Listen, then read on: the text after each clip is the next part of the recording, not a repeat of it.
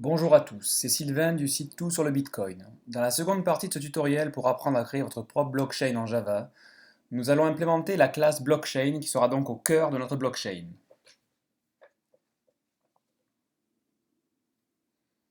Nous créons donc une classe blockchain, une simple classe Java.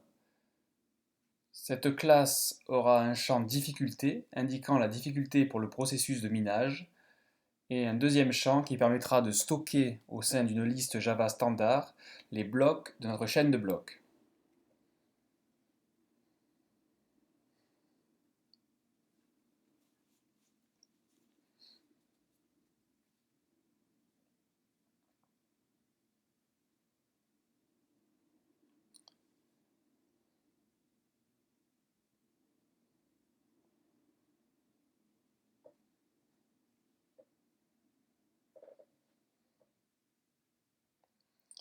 Dans le constructeur de notre classe blockchain, nous allons créer le premier bloc de notre blockchain, le fameux Genesis block, qui aura un index à 0 et évidemment aucun previous hash renseigné puisqu'il sera le premier bloc de notre blockchain.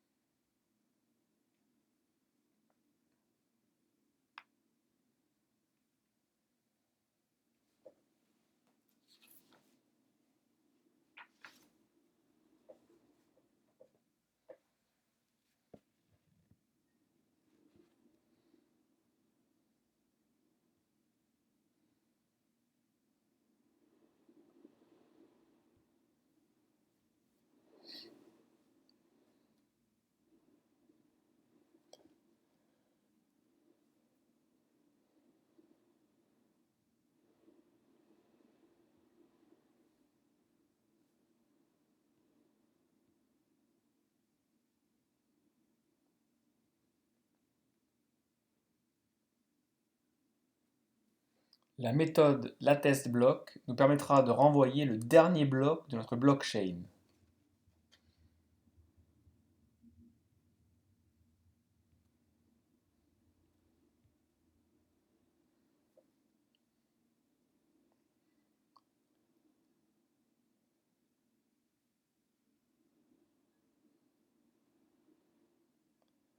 La méthode newBlock renverra un nouveau bloc avec un index incrémenté de 1 par rapport au précédent dernier bloc de notre chaîne et dont le hash sera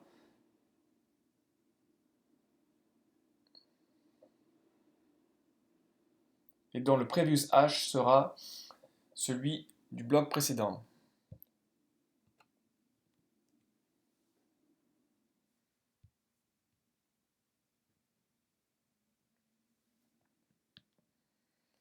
Donc le previous hash de notre bloc, de notre nouveau bloc sera le hash du bloc précédent.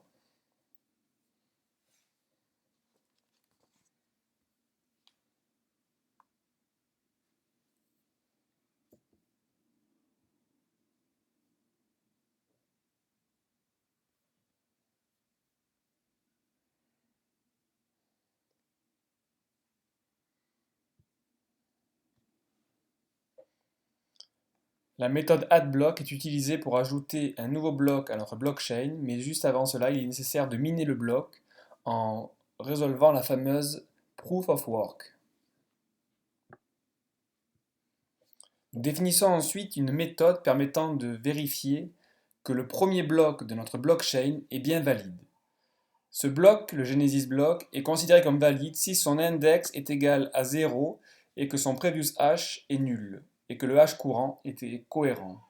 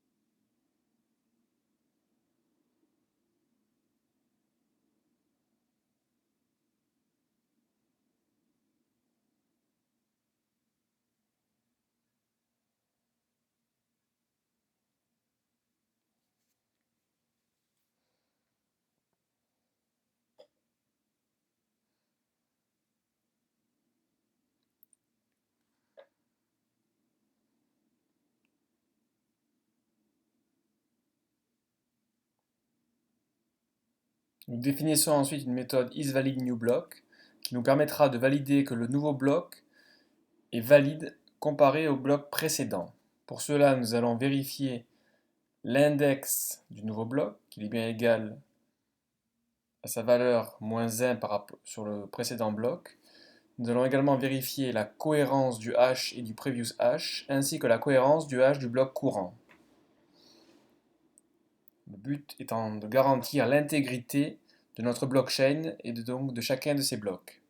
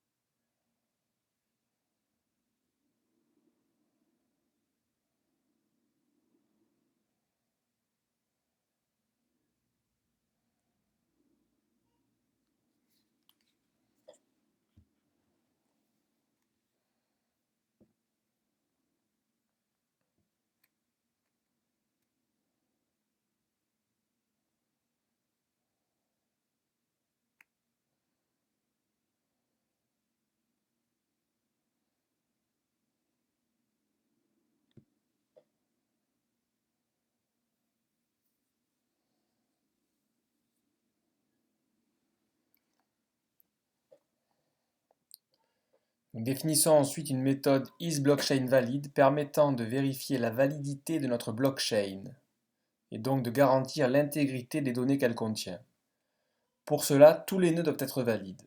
Nous allons donc itérer sur le contenu de chaque bloc de la blockchain, après avoir précédemment vérifié que le premier bloc est bien valide, bien entendu.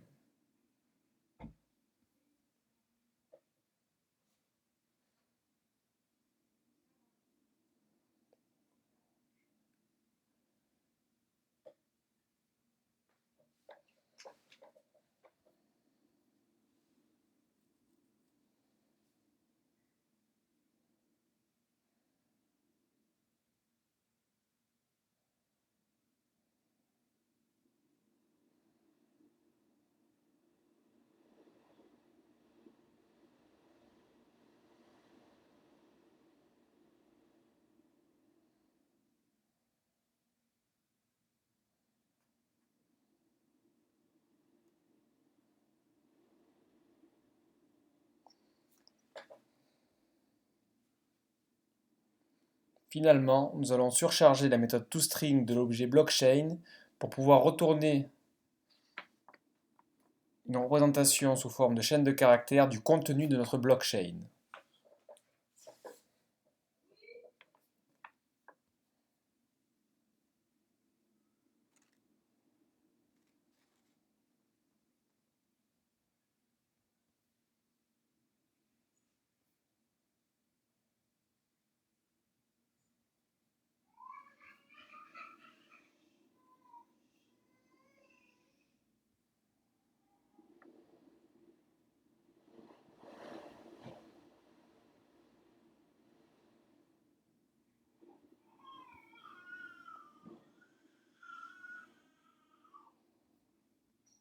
Dans la dernière partie de ce tutoriel, nous allons pouvoir mettre notre blockchain en action en jouant avec elle, en créant de nouveaux blocs et en vérifiant sa validité.